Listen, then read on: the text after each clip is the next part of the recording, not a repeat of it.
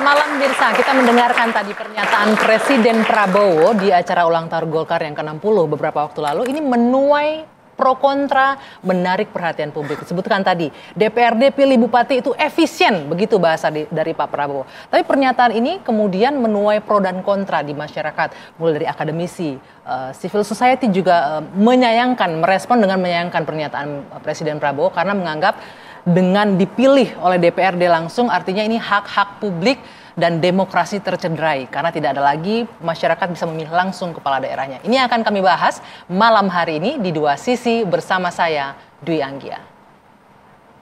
Kita berpikir, mari kita tanya, apa sistem ini berapa puluh triliun habis dalam 1-2 hari dari negara maupun dari tokoh-tokoh politik masing-masing.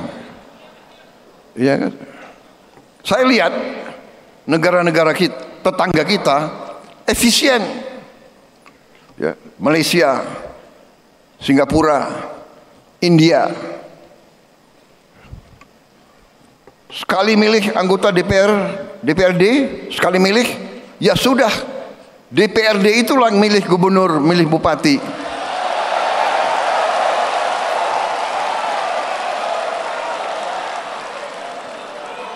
Efisien, nggak keluar duit, kayak kita kaya, bener nggak? Uang yang bisa beri makan anak-anak kita, uang yang bisa perbaiki sekolah, uang yang bisa perbaiki irigasi, uang yang bisa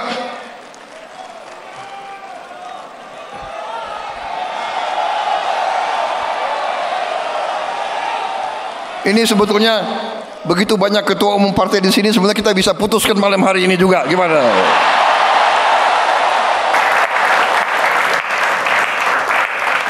Ini kalau kita simak tadi pernyataan Pak Prabowo langsung disambut tepuk tangan, setuju begitu kata audiens yang ada di acara Golkar kemarin. Nah, kami akan membahas dengan sejumlah narasumber yang sudah hadir bersama saya malam hari ini. Dari ujung sebelah sana ada Bung Ahmad Doli Kurnia, politisi Partai Golkar. Selamat malam, Bung Doli. Dan juga ada Cak Jazilul Fawait, anggota DPR RI, fraksi PKB. Selamat malam. Waalaikumsalam. Ada Bung Ciko Hakim, juru bicara PDI Perjuangan. Selamat malam, Bung Ciko. Mic-nya boleh dipakai ya Bapak-Bapak ya. Dan ada Bang Emrus Sihombing, pengamat politik Universitas Pelita Harapan. Selamat malam. Oke. Tadi kita menyaksikan ya Bang Doli juga hadir kali di situ ya. Bagaimana langsung disambut meriah, tepuk tangan, boleh Bang. Jadi artinya kalau kita lihat ambience-nya, Golkar kayaknya sangat mendukung untuk itu ya Bang ya? Sebenarnya begini, ya kalau sambutan itu kan kita memang malam itu harus meriah karena perayaan ulang tahun 60 tahun. Apalagi didatangi oleh Presiden dan kemudian Presiden menanggapi pidato Ketua Umum Golkar Pak Bahlil. Tapi begini, seharusnya yang kita underline sebetulnya lebih luas spektrumnya dari seperti yang disampaikan itu. Apa itu? Ada kata kunci perbaikan sistem. Ya. Dan ini kalau saya cermati pidato Pak Prabowo yang ketiga kali membicarakan bagaimana kita melihat bahwa masih ada problem, masih ada masalah dalam sistem politik, sistem demokrasi kita termasuk pemilu. Nah, entry point-nya memang malam hari itu Pak Bahlil membicarakan tentang pilkada. Jadi oleh karena itu sebenarnya yang kita harus tangkap dan harus kita tindak lanjuti adalah bagaimana kita membangun kesadaran bersama bahwa ada sesuatu masalah dalam sistem politik kita dan kita harus melakukan perbaikan terhadap itu. Bahwa mulainya kemudian dari pilkada, oke. Nah, perbaikan sistemnya artinya harus dipilih langsung nih kepala daerah DPRD. Nanti setelah itu harus dimulai. Kalau sudah terbangun kesadaran, kita harus mulai dari evaluasi apa sih yang salah. Nah, salah satu yang dikemukakan di situ kan politik biaya tinggi, ya. Nah, politik biaya tinggi ini ada dua menurut saya. Satu, kalau bicara tentang penyelenggaraan, memang mahal. Tapi menurut saya itu no issue, karena itu konsekuensi kita sebagai negara yang memilih demokrasi. Jadi pemilu biayanya puluhan triliun, pilkada biayanya puluhan triliun, ya itu konsekuensi kita sebagai negara demokrasi. Tapi yang mengkhawatirkan saya adalah politik biaya tinggi di luar biaya formal itu. Apa tuh biasanya tuh di luar biaya formal? Politik moral hazard pemilu. Ya, praktek-praktek moral hazard pemilu, money politics, vote buying, kemudian Mahar politik juga masuk nggak di situ? political transaksional, gitu. Nah ini yang jadi problem kan.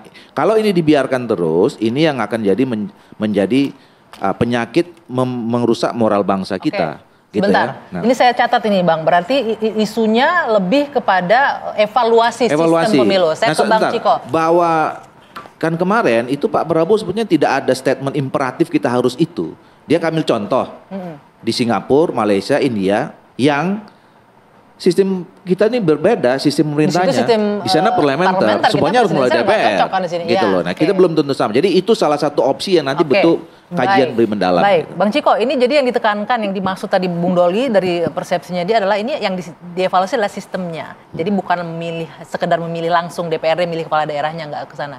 Anda menilai ini gimana? Saya sebenarnya agak-agak mirip apa yang disampaikan oleh abang saya, Bang Doli tadi. Sepakat berarti sistemnya dievaluasi? Ada evaluasi yang memang harus dilakukan secara menyeluruh terkait dengan sistem pemilu kita, sistem pemerintahan kita, sistem pemilihan, dan juga bagaimana proses itu, bagaimana penyelenggara itu bisa untuk kemudian lebih ketat lagi dalam mengawasi pemilu dan ada sanksi-sanksi yang lebih berat. Tadi kan permasalahannya tadi yang pertama bila dibilang biaya mahal terkait penyelenggaraan itu mahal dalam artian mengambil dari APBN itu memang adalah sesuatu yang menjadi biaya yang memang harus dibayar karena kita sudah sepakat untuk menganut sistem demokrasi. Tapi tadi ada lagi biaya yang tadi ekses moral hazard daripada pemilu itu sendiri. Ketika terjadi vote buying, money politics, permasalahannya itu bisa menjadi biaya yang tinggi dan tetap terjadi terus-menerus setiap pemilu karena kan memang tidak ada sanksi-sanksi yang tegas, sangat tegas sehingga membuat orang jera dan takut untuk melakukan itu. Nah ini yang bisa diperbaiki dari situnya. Kalau dari APBN-nya mungkin ya kalau kita bisa bilang ya nggak usah betul-betul dibikin hemat aja. Hemat tuh bagaimana sih? Nah, KPU-nya, let's say komisionernya tidak harus punya mobil 3 kan? Mobil dinasnya ada 3 dengan harga di atas 700 juta semua barunya. Nah ini kan suatu hal yang juga kenapa harus 3, iya kan gitu. Nah jadi banyak yang bisa kita pretelin dari budgeting itu sendiri. Nah, Bang Ciko, maaf saya potong. Pernyataan Pak Prabowo adalah kalau dipilih langsung oleh DPRD ini kan lebih efisien, nggak ada lagi biaya ini itu. Menjamin nggak akan ada juga biaya yang lupa seperti dibahas, yang Bang Doli dibahas itu kan adalah basic rights dari demokrasi itu sendiri bagi warga dan masyarakat. Apa sih basic rights dari demokrasi? Ya rights to vote, hak untuk memilih. Dan ini terlalu besar untuk kemudian diubah tanpa ada intro dulu ke masyarakat di pemilu sebelumnya. Pertanyaan saya kan gini, apakah Pak Prabowo maupun partai yang mendukung tadi yang disampaikan oleh Pak Prabowo yang ingin mengubah sistem pemilu dan menghilangkan hak rakyat untuk memilih gubernur, bupati dan wali kotanya itu adalah menjadi janji kampanyenya kemarin. Kan gitu ya. Nah, kalau itu transparan ketika itu dijanjikan kemudian partainya dipilih, yang monggo. Nah, itu adalah bagian dari pengetahuan si pemilih knowingly secara sadar bahwa dia telah memilih presiden maupun partai politik yang akan meniadakan hak memilih gubernur, bupati, dan wali kota. Dari koalisi kemarin ada janji itu nggak ada ya? Kan? Nggak ada kan untuk janji menghilangkan one man one vote? Bang, ada nggak Bang? Ini menarik nih yang disampaikan Bang Ciko ini. Ya, bahwa ini bagian dari janji politik nggak kemarin ketika di pilkada kemarin turun ke masyarakat bahwa ada one man one vote-nya akan terjamin begitu kan? Tapi ternyata ada perubahan evaluasi sistem dengan pemilihan langsungnya malah dihilangkan. Lah iya, jadi artinya kemarin yang kemudian menjadi janji itu kan adalah bahwa kedaulatan rakyat itu tetap kita jaga.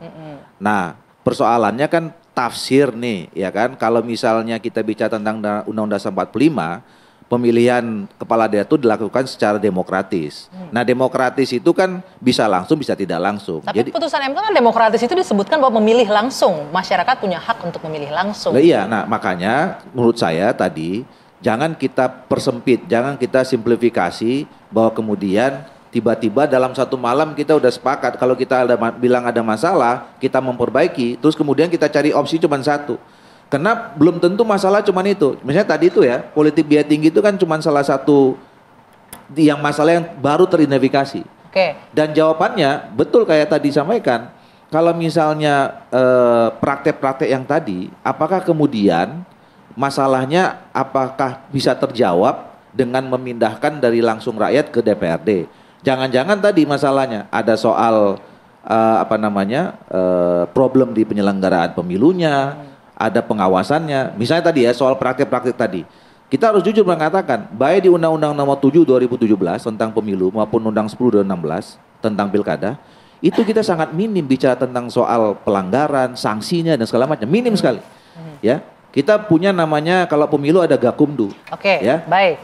Di situ bicara tentang tindak pidana pemilu. Definisi tentang tindak pidana pemilu saja di undang-undang kita itu masih belum clear. Tidak jelas ya. Nah, artinya ada evaluasi untuk penguatan pengawasan, begitu bisa dong masuk ke jadi sana. nanti mungkin itu menjadi salah satu opsi penyelesaian masalah politik biaya tinggi di samping variabel yang lain. Tahan dulu Bang, baik. Nah ini menarik lagi, tadi Anda bilang ada isu moral hazard, tidak hanya anggaran yang dikeluarkan pemerintah, tapi ada uang-uang lain yang beredar. Apakah dengan memindahkan ke DPRD dijamin itu nggak ada lagi terjadi? Nanti kita bahas ya, kita jeda dulu sejenak. Dua Sisi akan kembali. Kita lihat lagi.